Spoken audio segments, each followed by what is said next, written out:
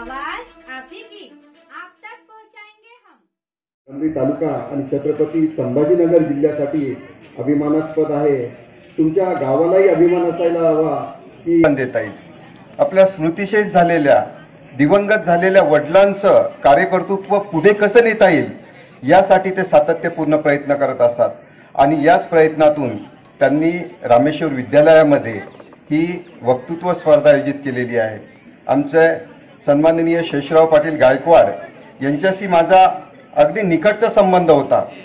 आम्ही त्यांना आदर चंदना समते झिजलेले आहेत आणि त्यांचाच कार्याचा वारसा जो आहे विकास पाटील गायकवाड घडून आणण्यासाठी या स्पर्धेच्या आयोजनामध्ये रामेश्वर विद्यालयाच्या संपूर्ण शिक्षक वृंद इतर कर्मचारी सगळ्यांचं जे आहे मोलाचं योगदान आहे। खरोखरच या सगळ्यांचं तरी वक्तृत्व स्पर्धा जी घेतली जाणार आहे आपल्या सर्वांना माहिती असेल की ही 2 गटामध्ये वक्तृत्व स्पर्धा घेतली जाणार आहे। पहिला गट आहे इयत्ता 5वी ते 8वी आणि दुसरा गट आहे इयत्ता 9वी ते 12वी। आता परीक्षक म्हणून थोडं समजले ते विद्यार्थी लक्ष द्या इकडे। तर सर्वप्रथम तुम्हाला इथे हॉलमध्ये बोलवल्या जाईल, त्याचे लॉट काढले जातील। तुम्हाला कोडवर निपक्षपाती आणि कुठल्याही प्रकारचा यामध्ये हस्तक्षेप राहणार नाही। अतिशय पारदर्शीपणे ही स्पर्धा इथे आयोजित केली जाणार आहे। आम्ही परीक्षक म्हणून परीक्षण करत असताना इथे आल्यानंतर त्या स्पर्धकांनी काय करायचंय, त्या स्पर्धकांनी फक्त त्याचा कोड सांगायचा आहे।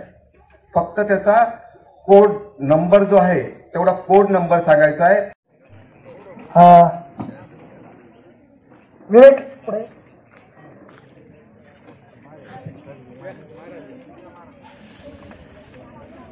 अशा 2 आपण इथे डबे ठेवलेले आहेत। तुम्हाला जे नंबर दिलेले आहेत तेच नंबर याच्यात ठेवलेले आहेत आम्ही, म्हणजे एक चिठ्ठी आम्ही काढू।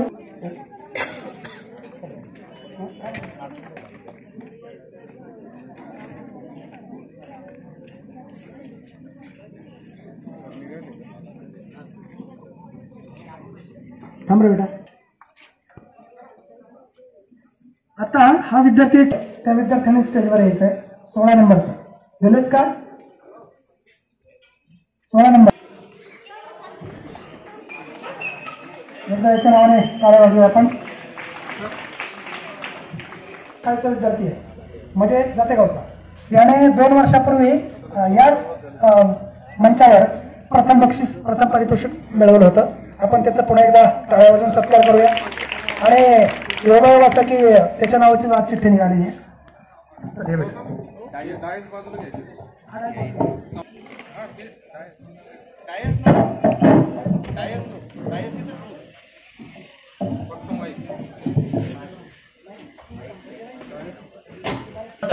कैलासवासी शेषराव पाटील गायकवाड स्मृती प्रतिष्ठान वाघोडा यांच्या वतीने आयोजित या वक्तृत्व स्पर्धेनिमित्त आज मी इथं उभा आहोत। सर्वप्रथम मी कैलासवासी शेषराव पाटील गायकवाड यांच्या प्रतिमेस नमन करतो आणि माझ्या विषयाला सुरुवात करतो। उजळेतील गाव खेडे उजळेल देश माझा, उजळेतील गाव खेडे उजळेल देश माझा, स्वयंपूर्ण आणि प्रगतिशील खेड्यातून विकासाची वाहील गंगा, प्रगतीच्या नव दिशांच्या नवनिर्माणांच्या स्वप्नांचा हा भारत देश माझा, हा भारत देश माझा। माझा कोर्स 16 आहे। माझा विषय शाळा विकासात समाजाचे योगदान आणि ग्राम विकासात शिक्षकांची भूमिका। मित्रो, शाळा विकासात समाजाची पहिली भूमिका म्हणजे सामाजिक मूल्य, नैतिकता आणि तत्त्वे टिकून ठेवणारी शिक्षण प्रणाली तयार करणे आहे। प्रभावी संप्रेषण आणि शिक्षक, पालक, समुदाय आणि प्रशासक यांच्यातील सहकार्य एक मजबूत शिक्षण प्रणाली तयार करण्यासाठी महत्त्वपूर्ण आहे। शिक्षणात आणि शाळा विकासात समाजाचा मोठा वाटा आहे, मग तो सकारात्मक आणि नकारात्मक अशा दोन्ही प्रकारे प्रभावित करू शकतो। एखाद्या समाजाची सांस्कृतिक मूल्य एका पिढीकडून दुसऱ्या पिढीपर्यंत पोहोचवण्याचे आणि त्या समाजाचे मुलांचे सामाजिकीकरण करण्याचे काम करते।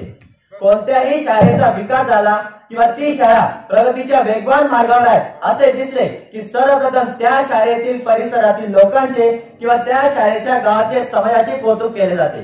समाजा प्रत्यक्ष किंवा अप्रत्यक्षरित्या शाळेच्या विकासात सहभागी असतो, कारण समाजाला माहिती आहे the knowledge and education are 2 things that do enough to make any common man special।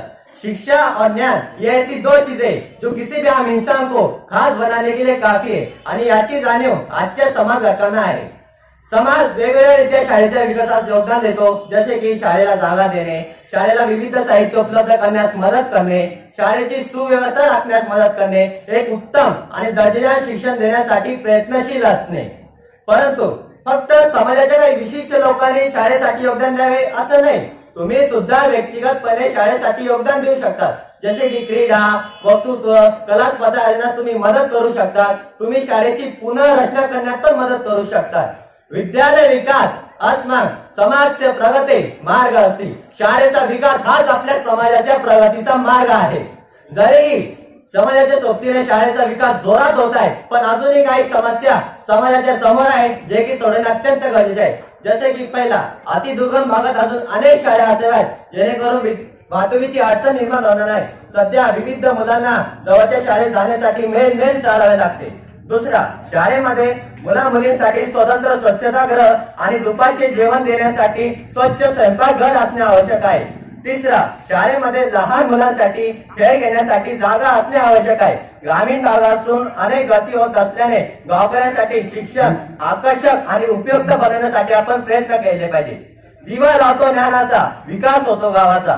दिवा लावतो ज्ञानाचा, विकास होतो गावाचा. शिक्षणाकरिता नाही अट वयाची, शिक्षणानेच होईल आपली खरी प्रगती, शिक्षणानेच होईल आपली खरी प्रगती. आता ग्रामविकासात शिक्षकांची भूमिका काय? मित्र, शिक्षक हा असा घटक आहे जो अप्रत्यक्षरित्या ग्रामविकासात आपली महत्वाची भूमिका बजावतो. सबका प्रयास आणि सबका जबाबदारी ही ग्रामविकासाची किमेनारी. प्रत्येकाचा सहभाग आणि जबाबदारी ही ग्रामविकासाची किमेनारी. प्रत्येकाने योगदान देऊया, ग्रामविकासाला चालना देऊया, ग्रामविकासाला चालना देऊया. शिक्षकाला राष्ट्र निर्माता म्हणता येईल. शिक्षक हा समाजाचा अविभाज्य घटक आहे. ते आपल्या तरुणांना शिक्षित आणि मार्गदर्शन करण्यासाठी आवश्यक ती मूल्य देण्यास सक्षम आहे. शिक्षकांची भूमिका ही त्याच्या किंवा तिच्या विद्यार्थ्याला ज्ञान संपादन आणि उत्तम आणि शिक्षित समाज निर्माण करण्याची असते. जरीही कितीही अडचणी आल्या तरी शिक्षक ग्रामविकासात आणि समाजात आपली भूमिका देतच असतात. आपण कधीही त्यांच्या कार्याचे मोल चुकू शकत नाही, कारण ज्ञान से इंसान को बेहतर बनाते हैं गुरु, जिंदगी में कितना कुछ सिखाते हैं गुरु. ज्ञान से इंसान को बेहतर बनाते हैं गुरु, जिंदगी में कितना कुछ सिखाते हैं गुरु. इस कर्ज को कोई उतार नहीं पाएगा, क्योंकि कितना अनमोल खजाना लुटाते हैं गुरु, क्योंकि कितना अनमोल खजाना लुटाते हैं गुरु. या व्यतिरिक्त शिक्षकांच्या संस्कृतीच्या गायकवाड यांच्या स्मृती प्रतिष्ठानच्या रामेश्वर विद्यालयाच्या प्रांगणात उपस्थित असलेल्या सर्व मान्यवरांना माझा सप्रेम नमस्कार. आज ग्रामीण विकास, परंपरा, उत्सव आणि त्यातून ग्राम विकास या विषयावर मत मांडताना माझ्या भावना एकदम संमिश्र आहे. कारण मी घरातील वडीलधाऱ्यांचे बोलणे ऐकते, बाहेर पडल्यावर मोठ्या माणसाचे बोलणे कानावर ऐकू पडते. यामध्ये आपल्या सर्वांना एक बाब नक्कीच ऐकायला मिळते. आपला ग्रामीण भाग आता पूर्वीसारखा काही राहिला नाही. सगळी संस्कृती लोप पावली. लोकांना परंपरेचं ओझं झालं. उत्सव विकृतीच्या वळणावर गेलं. इतकं नकारात्मक आणि विदारक चित्र जर समाजात निर्माण होत असे, याच ग्रामीण संस्कृतीची मदत घेऊन मी आज परंपरा आणि उत्सवाचे बोट धरून ग्रामीण विकास साधायचा कसा हे सांगण्याची जबाबदारी माझ्यावर येऊन ठेपली आहे. मित्रांनो, मार्शल मॅक्लुहान नावाचा एक संवाद शास्त्रज्ञ होऊन गेला. मार्शल मॅक्लुहान यांनी एका ओळीमध्ये एक सिद्धांत मांडला. हा सिद्धांत काळाच्या कसोटीवर खरा ठरला. मार्शल मॅक्लुहान म्हणतात की आपलं जग हे खेडं होत चाललेलं आहे. म्हणजे मंडळी, मार्शल मॅक्लुहानला म्हणायचंय तरी काय असेल की त्यांच्या म्हणण्याचा अर्थ असा आहे की पूर्वी जसं गावातील इकडच्या कोणत्याही कानाकोपऱ्यातल्या घटना तत्काळ मारुतीच्या पारावर समजायच्या, असंच काही जगाचं झालेलं आहे. म्हणजे इकडची बातमी तिकडं जायला एक क्षण सुद्धा लागत नव्हता. असंच काही जगाचं झालेलं आहे. दिल्लीच्या फिरोजशाह कोटला मैदानावर विराट कोहलीच्या बॅटवर आदळलेल्या बॉलचा टुक आवाज दक्षिण आफ्रिका व तसेच ऑस्ट्रेलियातील माझ्या नातेवाईकांच्या दिवाणखान्यात एका क्षणामध्ये जातो. असंच काही जगाचं झालेलं आहे. म्हणून जग हे खेडे होत चाललेलं आहे. मित्रांनो, तुम्हाला कोणाला माहिती आहे का की शब्दकोशामध्ये खेड्याचा अर्थ ग्राम असाही होतो. खेड्याचा अर्थ ग्राम असाही होतो. जेव्हा मला याविषयी चर्चा करायची तेव्हा अख्खं जग खेडं झालेलं. त्यामुळे मी ग्राम विकास संकल्पना या सोबतच जगाच्या विकासाच्या संकल्पनेवर सुद्धा विचार केला. अभिप्रेत असलेले सण परंपरा आणि माझ्या खेड्यातील लोक उत्सव याची मदत कशी करता येईल, याच्यातून ग्रामविकास कसा साधता येईल याच्यावरही आपल्याला विचार करायला हवा. व थोडंसं सिंहावलोकन केलं ना की आपल्या लक्षात येतं आपण सगळ्यांनी जे सण साजरे करतो त्याविषयीचे कारण, त्या मागचे. इसी से होगा ग्राम विकास, इसी से होगा ग्राम विकास. शिक्षण आणि समाज एकमेकांशी नटलेले किंवा एकमेकांशी जोडलेले आहेत. जर त्यापैकी एक जरी बदलला किंवा प्रभावित झाला तर दुसऱ्यावरही त्याचा परिणाम होतो. जसं शिक्षणामुळे बदल होतो. आता जाता आता एवढे सांगेल की हमारा लक्ष्य एक कदम विकास की ओर, अंधेरी ठहराव से प्रकाश की or. He get 2002 and 2002. Thank you. Nice day.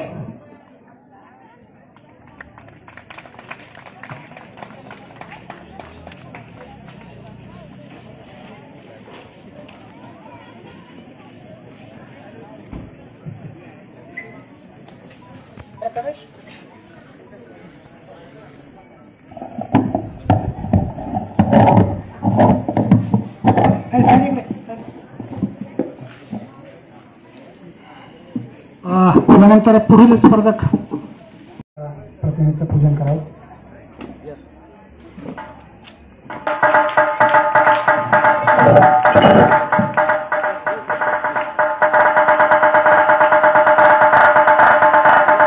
Sir थोड़ा आगे आओ ना सर, थोड़ा आगे आओ. माननीय डॉक्टर दिलीपजी गाडेकर हे या कार्यक्रमाचे उद्घाटन करतात. तसंच व्यासपीठावर आदरणीय खंडरे सर, आदरणीय आपल्या पंडित दीनदयाल उपाध्याय शिक्षण संस्थेचे सचिव आदरणीय गांधे सर, आदरणीय वाया सर, आदरणीय सोमनाथ महाराज, आदरणीय खंडरे सर, आदरणीय गाडेकर सर,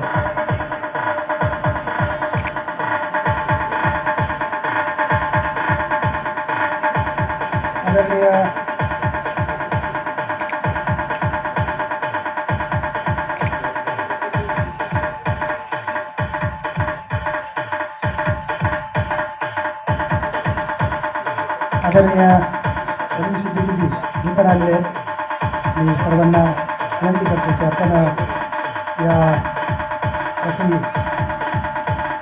कैलासवासी शेषराव पाटील गायकवाड यांच्या प्रतिमेचं पूजन करावं. मी आपला सर्व स्पर्धकांचा जास्त वेळ न घेता 5 मिनिटासाठी आपण हा उद्घाटनाचा कार्यक्रम घेतो.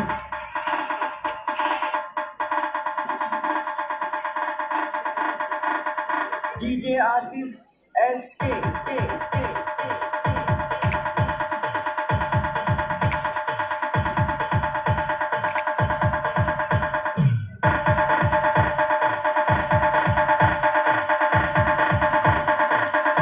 आदरणीय खंडरे सर, आदरणीय दिलीपजी गाडेकर सर, धन्यवाद सर. हाँ सर इकडे सर थोडं समोर येतो मी सर इकडे समोर. ओके धन्यवाद सर. कृपया त्यांना सर एकदा इकडे. अरे 1 मिनिट इकडे समोर बघा. धन्यवाद सर. धन्यवाद सर. असं मी विकासराव गायकवाड यांना विनंती करतो.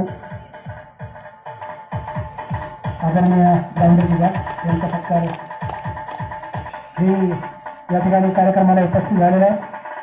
श्री सलीम सिद्दीकी यांचाही सत्कार ग्रुप आणि ट्रॉफी देऊन करावा अशी मी डॉक्टर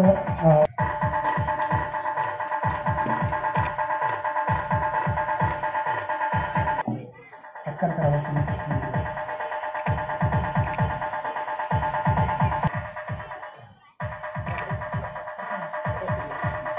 स्वामी विवेकानंद विद्यालय चिपी पिंपळगाव या विद्यालयाचे मुख्याध्यापक आदरणीय गाडेकर सर यांचाही सत्कार करावा.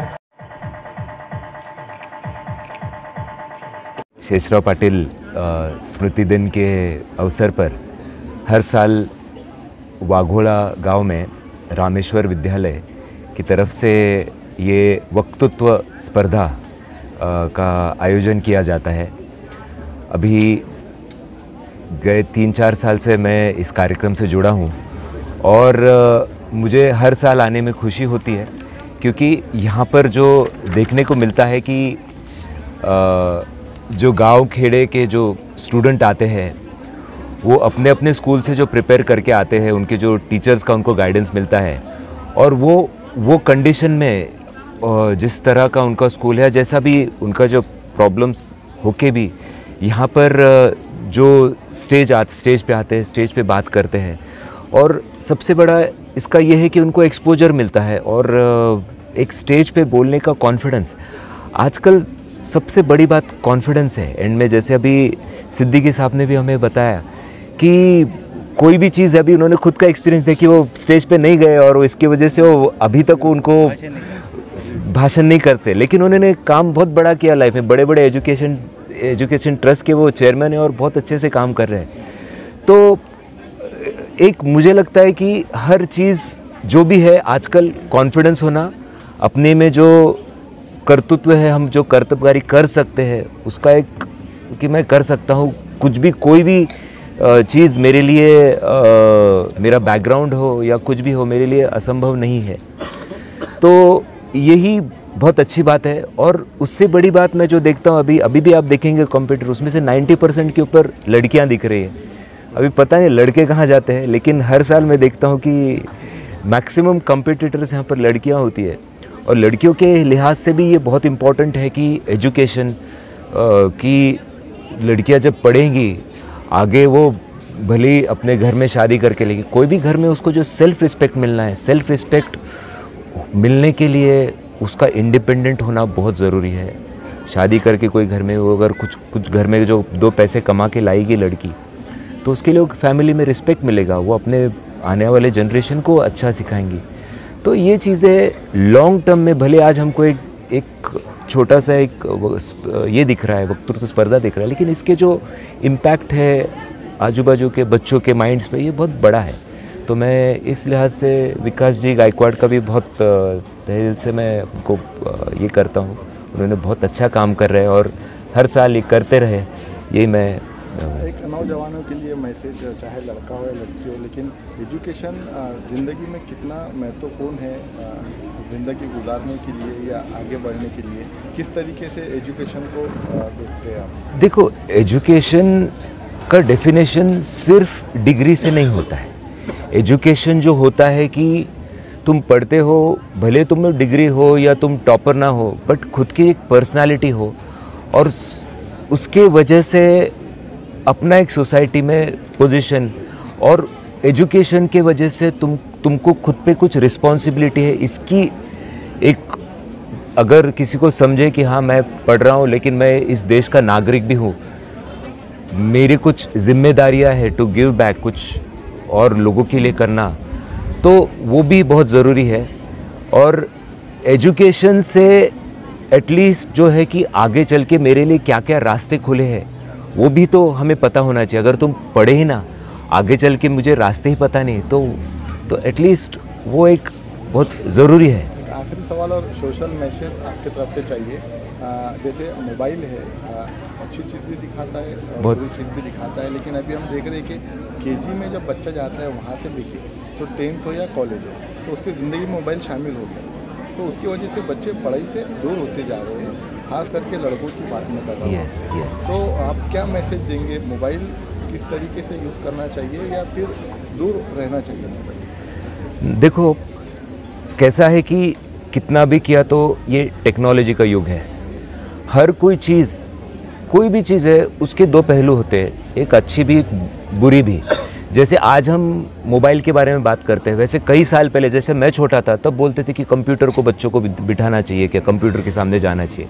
लेकिन आज देख रहे हैं कि हर चीज़ कंप्यूटर है, तो हर चीज़ का उपयोग जो है वो सही तरीके से किया तो अच्छी बात है। इसमें पेरेंटिंग का बहुत बड़ा रोल है।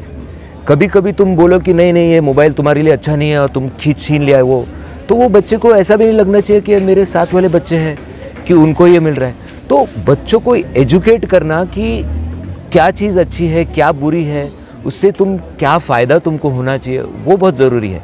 क्योंकि आज तुम्हारे मोबाइल में जो एजुकेशन है, तुम गांव का कोने का लड़का, कोई भी गांव हो, आजकल जो एजुकेशन तुमको मिल सकता है यहाँ बैठ के, मुझे अमेरिका की टॉप यूनिवर्सिटी, हार्वर्ड बोलो, कैम्ब्रिज बोलो या लंदन की टॉप, वहाँ क्या चल रहा है, वहाँ क्या पढ़ाते हैं, मुझे आज यहाँ बैठ के मुझे एक गाँव में मिल सकता है। तो एजुकेशन का जो लिमिट है सिर्फ स्कूल में नहीं है, एजुकेशन आजकल मोबाइल में हो, कंप्यूटर में हो, सब तरफ से आना चाहिए, ये भी बहुत ज़रूरी है।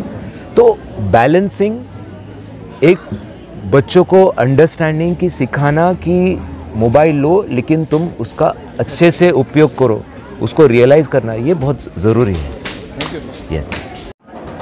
पंडित दीनदयाल उपाध्याय शिक्षण संस्था का ये रामेश्वर विद्यालय यहाँ वाघोला में चलता है और शेषराव पाटिल गायकवाड़, वो हम अभी उन्हें कर्मवीर करके संबोधते हैं। उन्होंने एक गांव के लिए बहुत सारा किया है और ये स्कूल यहाँ निर्माण करने के लिए उन्होंने बहुत बड़ा योगदान दिया है। वो ऐसे चाहते थे कि ये गांव आदर्श गांव बने और इसलिए ग्राम विकास की जो संकल्पना है, वो संकल्पना ये युवकों में और शालेय शिक्षा में वो प्रतिबिंबित होने के लिए हर साल ये ऐसी प्रकार की वक्तृत्व स्पर्धा हम यहाँ आयोजित करते हैं और अच्छा प्रतिसाद उसे मिलता है।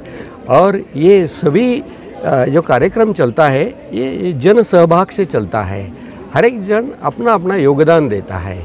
और ये जो राष्ट्रीय नई शिक्षा अभी बनी है उसमें ज़्यादा से ज़्यादा तौर पर लोक सहभाग का ज़्यादा उन्हें वो टंकित किया है, वो ज़्यादा उसको महत्व दिया गया है कि ज़्यादा से ज़्यादा लोक सहभाग लेना, ताकि शिक्षा अच्छी तरह से दी जाती है, पायाभूत सुविधा निर्माण हो सकता है। और ग्राम विकास की जो संकल्पना है वो संकल्पना के आधार पर ये सभी कैंपस चलाना चाहिए, ऐसा हम अभी प्रसारित करने के लिए, औरों को भी ये ज्ञान पहुंचने के लिए हम ये आयोजित करते हैं। ऐसा सर, आज आपण प्रोग्राम घेतलेला आहे, काय विषय आहे आणि काय त्याचे मेसेज टाकतात? आपण गेली 11 वर्ष या ग्रामीण भागातील जे विद्यार्थी आहेत त्या विद्यार्थ्यांमध्ये नेतृत्व गुणाचा विकास व्हावा आणि ग्रामीण भागामध्ये काय आहे की शहरातले जे विद्यार्थी आहेत त्यांच्यासाठी विविध स्पर्धा, विविध हे चालू असतात, परंतु ग्रामीण भागात तसं नसतं। म्हणून गेल्या 11 वर्षापासून आम्ही शालेय विद्यार्थ्यांचा नेतृत्व गुणाचा विकास आणि जे कैलासवासी कर्मयोगी शेषराव पाटील गायकवाड यांचं एक कार्य होतं की ते ग्रामविकासातलं काम होतं। तर या स्पर्धेतून ग्रामविकासाचे विचार पुढे कसे जातील आणि ग्रामीण भागातल्या विद्यार्थ्यांचा नेतृत्व गुणाचा विकास कसा होईल अशी एक बहुआयामी संकल्पना या वक्तृत्व स्पर्धेत आहे।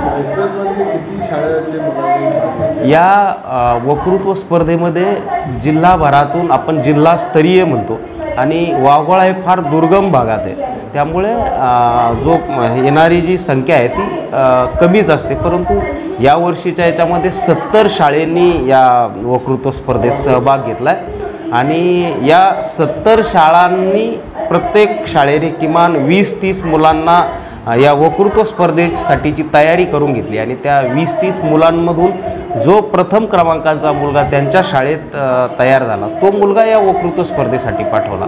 म्हणजे या निमित्तानं या 70 शाळेमधून जवळजवळ 1,500 ते 2,000 वक्ते तयार झाले। अच्छा, किती प्राइस तुम्ही ठेवलेला आहे? फर्स्ट प्राइस, सेकंड प्राइस कसं? या वक्तृत्व स्पर्धेसाठी खरं म्हणजे आमची संस्था किंवा शाळा म्हणून आपण ही प्राइस कधी ठेवत नाही, तर या सामाजिक कामामध्ये विविध व्यक्ती, संस्था या ग्रामविकास कामामध्ये किंवा शैक्षणिक कामामध्ये कशा जोडल्या जातील या दृष्टीने आपण प्रयत्न करत असतो आणि दरवर्षी या वक्तृत्व स्पर्धेसाठी MGM हॉस्पिटलचे जे संचालक आहेत डॉक्टर गिरीशजी गाडेकर हे दरवर्षी या स्पर्धेसाठी बक्षीस देत असतात। तर या 2 गटांमध्ये बक्षीस आहे। पहिलं बक्षीस जे आहे तर ते 5,555 आहे, दुसरं बक्षीस 2,555 आहे आणि तिसरं बक्षीस 15,555 आहे. तर एका गटाचे जे 10,000चं बक्षीस होतं ते डॉक्टर गिरीश गाडेकर साहेब यांनी दिलं आहे आणि दुसऱ्या गटाचं जे बक्षीस आहे 10,000 रुपये म्हणजे प्राथमिक आणि माध्यमिक. तर दुसऱ्या गटाचं बक्षीस जे ते श्री किशोरजी शितोळे साहेब जे देवगिरी बँकेचे अध्यक्ष आहेत त्यांनी हे दिलेलं आहे. आणि प्रथम पारितोषिकाबरोबर एक फिरतं चषक जे आहे फिरता कप, आपली ती संकल्पना अशी आहे की वर्ल्ड कप ज्या पद्धतीनं तो कप प्रत्येक वर्षी वेगवेगळ्या देशामध्ये फिरत असतो, तसा हा वक्तृत्व चषक जे ते प्रथम क्रमांकाचं जे 5,000चं बक्षीस आहे ते विद्यार्थ्याला आहे आणि तो जो वक्तृत्व कप आहे तो कप शाळेसाठी म्हणजे आणि हाच कप मागच्या वर्षी 2 वर्षापूर्वीची जी जो कप वक्तृत्व कप होता तो फिरतं चषक जिंकलं होतं जिल्हा परिषद प्राथमिक शाळा धामणगावने. ते परत स्पर्धेच्या दिवशी इथं आलं. आता मागच्या वर्षी लोहगड नांद्र्याच्या मुलीने तो कप जिंकला होता, तोच कप परत वापस आला. आता या वर्षीचं परत तो कप आता कोणत्या शाळेकडे जातो ती एक जी स्पर्धा आहे प्रत्येक शाळेमध्ये.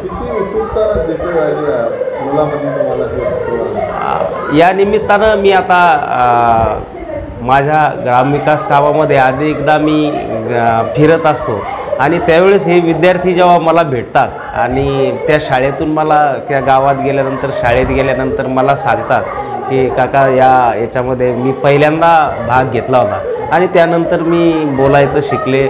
मी अनेक विद्यार्थिनी भेटत असतात, मी या स्पर्धेत भाग घेतला. त्यांचं हे जे प्रथमतः जे पहिलं व्यासपीठ त्यांना या निमित्तानं मिळतं आहे तर ते त्यांच्या शाळेची ज्यांनी निवड केलेली आहे आम्हाला माहीत पडलं तुमचे बाबाच येतो आणि तुम्ही त्यांचं स्वप्न साकार केलेलं आहे आणि हे पुढे तुम्ही घेऊन जाताय, त्याच्याबद्दल काय 2 शब्दांमध्ये खरं तर झाला होता काय? माझे वडील कर्मयोगी शेषराव पाटील गायकवाड यांनी या गावचं 25 वर्ष ते बिनविरोध सरपंच होते आणि या गावच्या एकूण विकासासाठी काय काय करता येईल त्या दृष्टीने त्यांनी अवघं जीवन या भागासाठी समर्पित केलं. गाव नव्हे तर या परिसराचा विकास, रस्ते असतील, पाझर तलाव असतील, शैक्षणिक असतील तर आणि या सगळ्या कामासाठी आदरणीय हरिभाऊ बागडे नाना जे आता राजस्थानचे राज्यपाल आहेत त्यांची मोठी साथ मी वडिलांना आबा मानायचो त्यांना मिळाली होती आणि त्यानिमित्तानं आबा हे सगळं नानांच्या याच्यातून करू शकले.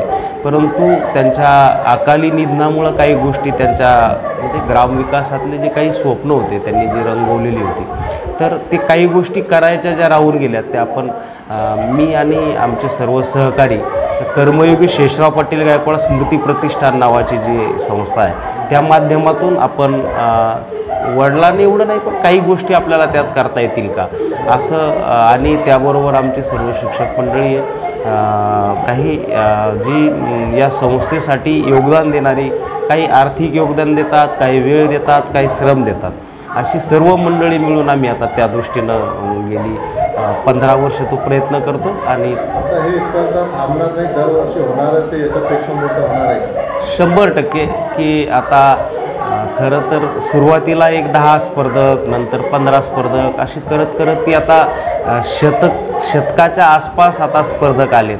खरं म्हणजे आमचं गाव जरा फार आडवळणी असल्यामुळं येणाऱ्या बाहेरच्या स्पर्धकांना ती अडचण होती. परंतु अडचण जरी असली तरी हा निसर्गरम्य देखावा आणि एवढ्या रुरल अतिशय अडचणीच्या एरियामध्ये हा भाग विकसित कसा झाला आहे, पाणीदार गाव कसं बनलेलं आहे, हे सगळ्या त्यानिमित्तानं या स्पर्धकांना बघता यावं. खरं तर आम्ही यावर्षीचे जे स्पर्धेचे विषय ठेवलेत तर ते 3 विषय ग्रामविकासातलेच आहे आणि दरवर्षी तेच विषय असतात, फक्त जरा बदलून त्यातला पहिला विषय असा आहे की कर्मयोगी शेषराव पाटील गायकवाड यांचे ग्रामविकासातलं योगदान. दुसरा विषय जो आपण जोडला आहे, खरं तर कधी समाज शाळेला ग्रामविकासाचं केंद्र म्हणून बघत नाही आणि शाळेतला शिक्षक कधी माझं गावाशी नातं आहे असं बघत नाही. खरं तर दोघांचं खूप मोठं नातं आहे. शाळेचा विकास समाजाच्या सहभागाशिवाय होऊ शकत नाही आणि गावचा विकास शिक्षकाची भूमिका असल्याशिवाय त्या ग्रामविकासात होणार नाही असं मला वाटतं आणि त्या दृष्टीनं आपण दुसरा विषय ठेवला आहे की ग्रामविकासात शिक्षकाची भूमिका आणि शाळा विकासात समाजाचा सहभाग असा एक बरोबर. एक लास्ट प्रश्न आणि सोशल मेसेज तुमच्याकडून घ्यायचा आम्हाला दर्शकांसाठी. काय मेसेज देणार जे इथं पोहोचले नाही आणि त्यांची इच्छा आहे की आम्हाला हे न्यूज जे जरा शो होणार आहे न्यूज त्याच्यानंतर यावं लागेल आम्हाला, असं म्हणजे त्यांच्या मनात आहे, तर त्यांना काय मेसेज? मी सर्व त्या स्पर्धकांना विनंती करतो की बऱ्याच जणांचे मला फोनही आले की आपण दरवर्षीची ही जी स्पर्धा आहे तर ती स्पर्धा आपण जरा एखाद्या रोडच्या ठिकाणी तालुक्याच्या ठिकाणी आपल्याला ठेवता येईल का. परंतु खरं म्हणजे मेरा गाव मेरा देश आणि मी जननी जन्मभूमी स्वर्गशी महान आहे याच्याप्रमाणे मी ही स्पर्धा माझ्या जन्मभूमीतच माझ्या गावातच मला कशी ठेवता येईल आणि माझं हे स्वर्गासारखं असलेलं गाव तुम्हाला कसं बघता येईल त्याकरिता ही स्पर्धा पुढेही याच तारखेला याच गावात होईल. त्या गोष्टीने आपण येण्या जाण्याच्या व्यवस्थेसाठी तर तशा आहेत, परंतु आणखी ज्यांना अडचणी येतील त्यांनी फोन जरी केला तर आपण चौक्यापासूनची ती व्यवस्था आपण करूया आणि या स्पर्धेमध्ये अधिकाधिक विद्यार्थी कसे सहभागी होतील आणि याच पद्धतीची स्पर्धा आपण प्रत्येक तालुक्यात आपल्याला कशी करता येईल अशा पद्धतीचंही एक नियोजन पुढील वर्षीच्या याच्यामध्ये नियोजनात आपण ठेवूया शक्य झालं तर. म्हणजे ती प्रत्येक जशी आता गावात विद्यार्थी निवडून ते या स्तरावर येतात तसं आपण गावातली स्पर्धा गावात पण बक्षीस, त्यानंतर ते तालुक्यावर स्पर्धा तालुक्यात पण बक्षीस आणि नंतर ती जिल्ह्यावर स्पर्धा जिल्ह्यावर पण बक्षीस अशा 3 टप्प्यात ही करता येईल का अशा पद्धतीनं जरा विचार करू. आपलं पूर्ण नाव आणि पोस्ट. मी विकास शेषराव गायकवाड. मी मूळचा वाघोळा इथलाच आहे आणि कर्मयोगी शेषराव पाटील गायकवाड या सेवाभावी संस्थेचा मी संस्थापक सचिव आहे.